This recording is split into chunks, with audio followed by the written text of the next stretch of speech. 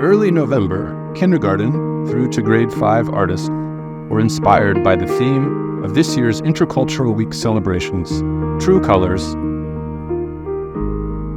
Inspired by the work of artist Byron Kim, in art class, each student investigated their own skin color.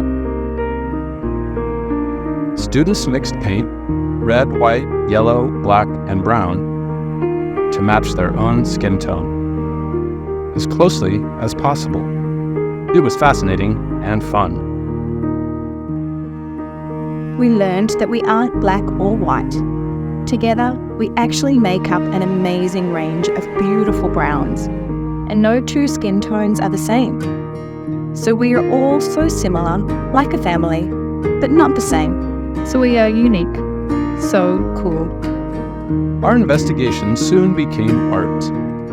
We hope you enjoyed it as much as our students enjoyed making it.